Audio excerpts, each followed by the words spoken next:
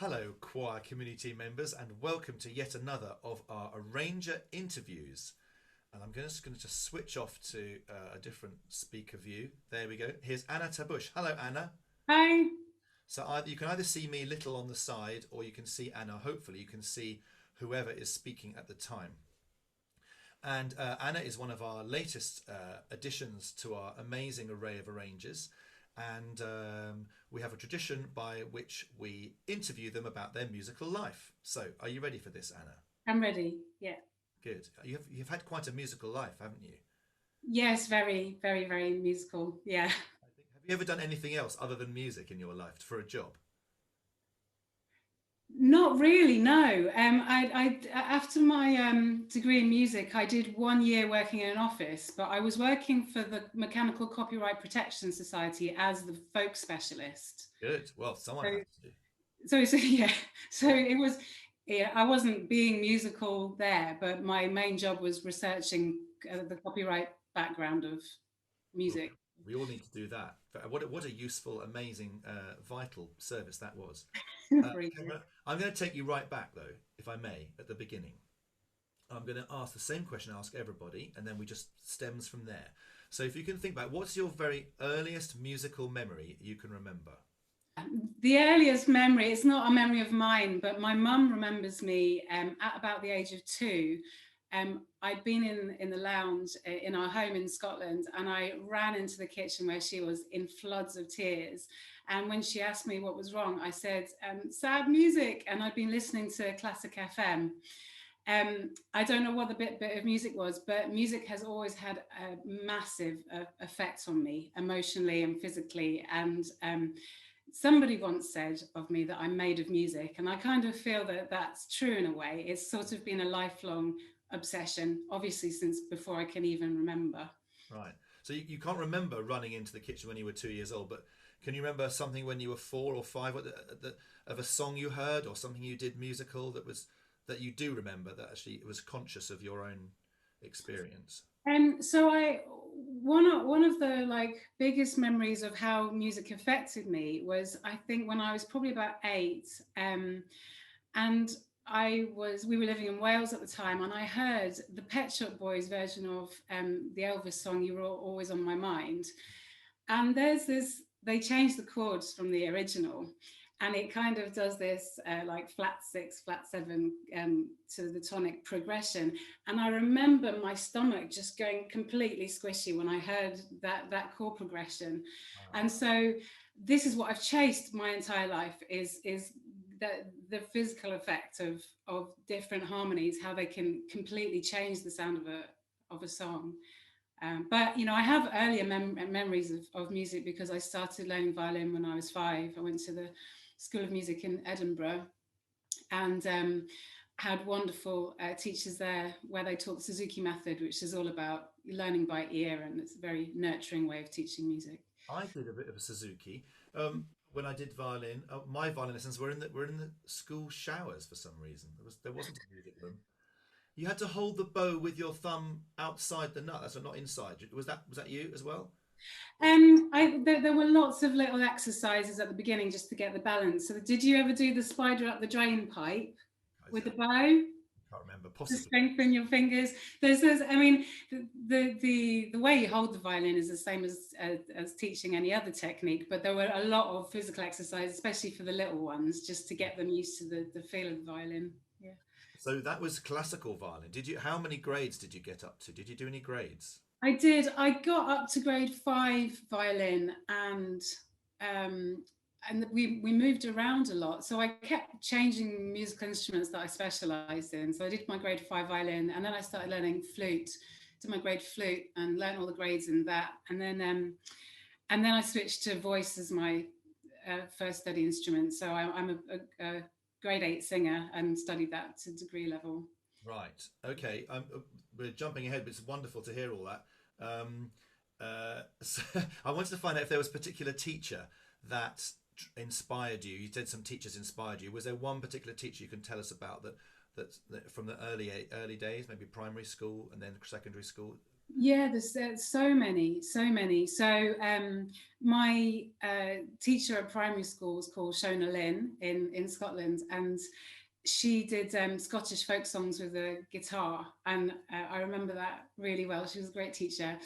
Then at high school, there was a teacher called Linda Sprague, and she was fantastic. She was very strict and but very warm at the same time.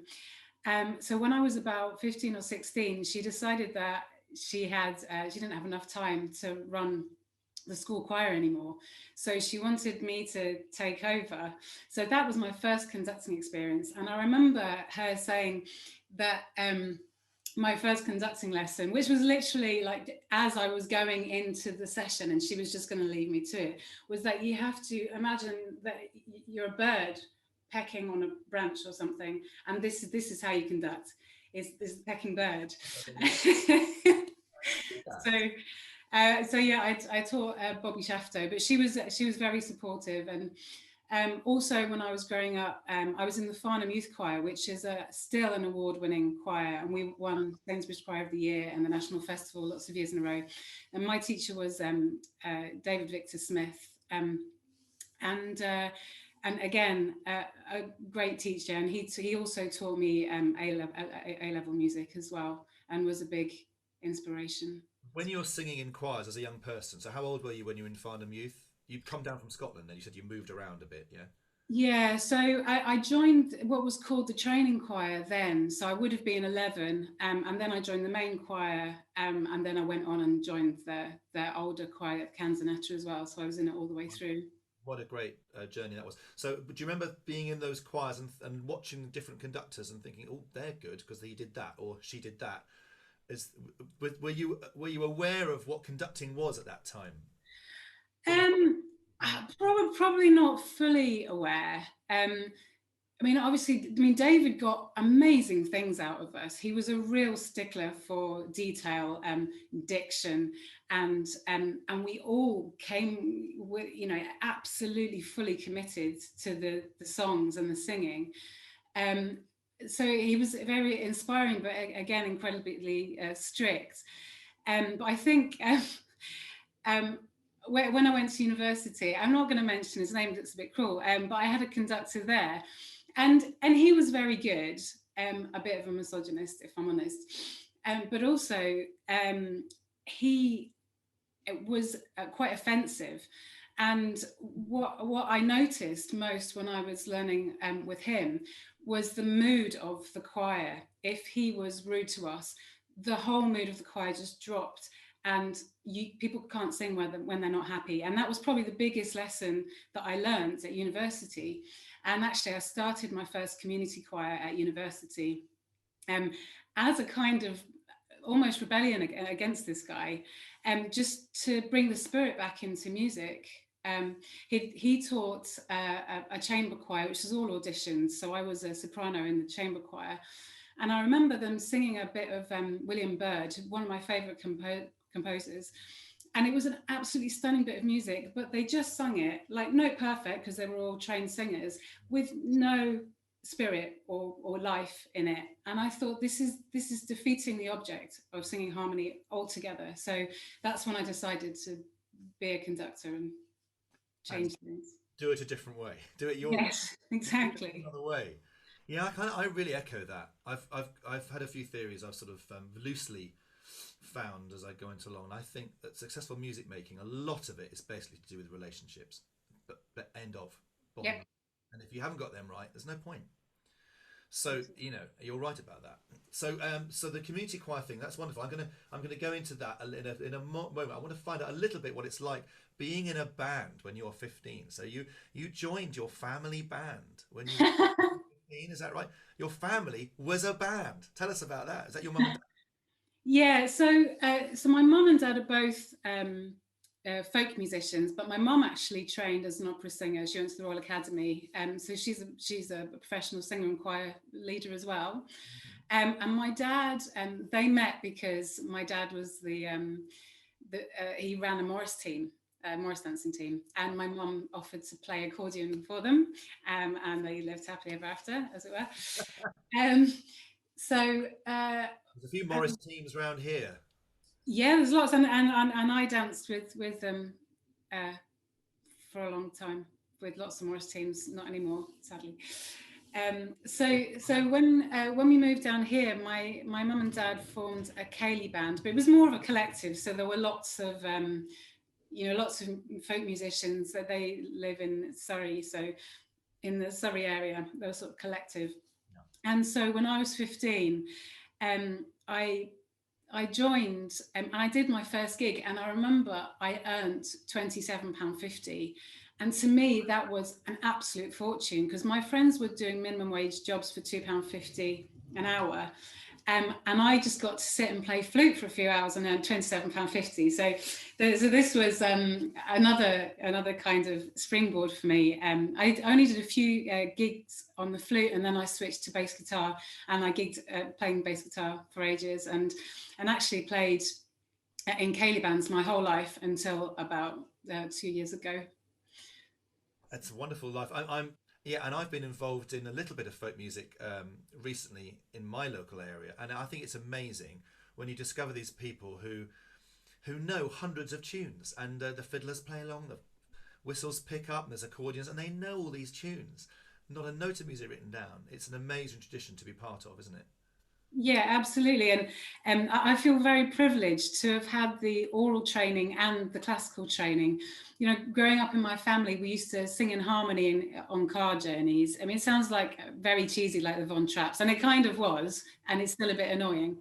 But it was an amazing education to be able to do that. And yes, you're right. Like if I go to a pub, I'll have my fiddle with me. Most of the tunes I'll know, and the ones that I don't know, I'll pick up quite quickly, because I've been doing it since, I could pick up a fiddle really. But then also having the background in, the classical training as well. So, and understanding music theory, I feel like it's put me in quite a good position, especially for music arranging, because I can, my intuition, my musical intuition will take me so far. And then my training can just take me that a little bit further. Yes, well, I'm going to ask you about arranging a little bit later, so we'll just log that in. I want to ask you about your festivals, your Sing Fest and your Spring Song festivals. How did they come about? Well, so Sing Fest, we ran the 15th one this year, and so I started teaching community choirs, and then when I moved to Guildford, ran a community choir there, and I was in touch with quite a few choir leaders in the area, and a friend of mine, Rod, who helped me set up Guildford Vox, my Guildford choir, he had his 40th birthday at this beautiful farm called Meadow Farm, and he once said to me, "Oh, wouldn't it be great if we could have a party there?" And invite like all the choirs to come. And I thought, I bet we could get funding for this. So I got in touch with all the choir leaders. So there was my mum, Carolyn Robson, her singing companion, Sarah Morgan, who sadly isn't with us anymore, Paul Sartin, and my sister, Freya Parles. And so we applied for funding to Awards for All, and they let us know whether we got the funding or not on the Friday of Singfest.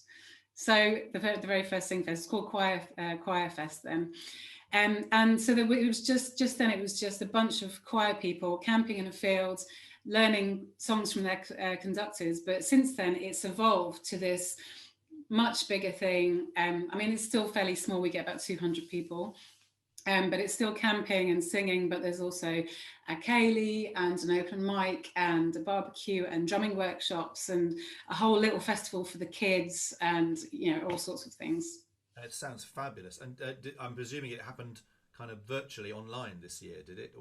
Yeah, it did. Yeah, it was online, which, I mean, it was a little bit heartbreaking for me, to be honest, because it's my baby and I adore running Singfest. But it still brought a lot of light to quite a otherwise dark year. And this year, the conductors, we had Frankie Armstrong running a workshop from her house doing what, and then myself and Dom Stitchbury, one of your other arrangers, Emily Bard and Camilla Mandura met in a studio in London and delivered the session live via Zoom. All of us singing in harmony, but in separate booths, so we could still be distanced. Yeah, and it was lovely. We had lots of people sing online and lots of good feedback. And better than a recording is because people actually feeling it was something actually going out live. That's definitely a step up from playing recordings on Zoom. And so, your other choirs, have some of them been Zooming and some of them not? Has there been a mixture of responses to that? Yes, yeah. So I've got 4 choirs. 2 of them, my 2 big community choirs, Guildford Vaux and Horsell Community Choir. We've stayed on Zoom. We're doing some learning videos online and some Zoom sessions, which has been very nice. 2 of my choirs, sadly, have had to go on hold. One of them is an office choir, so the office aren't actually meeting in the office, so they stopped. And the other one is a choir for Mind, the mental health charity. And because their members are so vulnerable, they haven't been meeting either. So both choirs are on hold until we're out of this, hopefully soon. It's good to have some people, even though Zoom isn't ideal. It's good to have some people along. You keep the community spirit going. You can do other stuff, can't you? Yeah. One other thing that you've done non-musical on Zoom that to sort of keep the interest of the choirs going, the sort of social side. Is there something have you been doing anything other than music to sort of keep them interested and engaged? No. Well, if you can keep the music going, brilliant. That's fine. A couple of Zooms are hard, but I've only been doing them once every 3 weeks. So we have like a 3-week rotation. So we do 1 week where I do a singing technique video, like a singing lesson. 1 week where I do a full arrangement of a song, and then I do a video, usually borrowing the various men that I know to contribute to the videos. And then the 3rd week I'll do the Zoom to teach the songs in the previous weeks. Well, that sounds very innovative. So I wish I'd come to your choirs, actually. It sounds fun. Tell me a little bit about your approach to arranging. So do you have a sort of ethos, or do you just take everything as it comes and go for that, or how does it work with you? Well, I talk a lot about the spirit of music, and I feel like you've got a responsibility as an arranger, because anybody can take a melody and just stick some other notes to it, but actually the thing that you need to maintain is the spirit and the reason for that song was sung or written in the first place. And my passion in the past has been for British folk music, but also for folk music around the world. And then you've got an extra responsibility, because obviously if I arrange a song from Scandinavia or Africa, I am not part of that culture directly, but I have a responsibility to understand that song, why it was written, and in some way communicate that through the arranging of it. And actually, I say this to my choirs, even with British folk music, because the nature of the oral tradition is that melodies change, arrangements change, words change. The whole thing can be changed, but the spirit of the song doesn't change. And that's the thing that you have to maintain. You can change pretty much everything else. But when you lose the spirit, you've lost the song. So I think when I go to arrange a song, that's the first thing that I do. I need to be able to sing it myself, with the intention of the original. I need to understand it properly. And then I need to find harmonies that reflect that spirit. And like I said earlier, a lot of that is a physical response. It's the way a song makes you feel. And if you can communicate that through the chords and the way those chords make you feel, then you've done a good job. Great. I'm fully in agreement with all that. It sounds wonderful. If only we could all do that every time. That's a great place to start. So we haven't known you for very long. We hope to get many more of your arrangements on ChoirCommunity. But out of the ones that are on ChoirCommunity, which one is your favourite of your own arrangements? We can point people towards so they can go and check it out. Oh, there's a few on there. The ones that I've given you so far, there's been a mixture of mixed voices and male voices. I did a very simple arrangement of Shallow Brown, which is a beautiful sea shanty. And it's about saying goodbye to somebody. And you know, a lot of sea shanties, I love sea shanties, and I teach and arrange tons of them. And most of them have this kind of macho and this kind of rhythmic drive to get people to work. But this one is just heartfelt and sad. It's about leaving somebody behind. So the first words are "Fare thee well, my Juliana."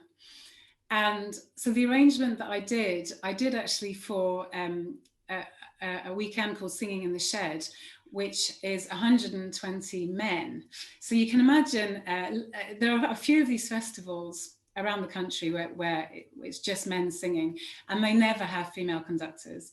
But last year they asked me to go, and you can imagine, I don't know if you can imagine my reaction to being invited to go away for a weekend with 120 men. It was a slightly daunting prospect.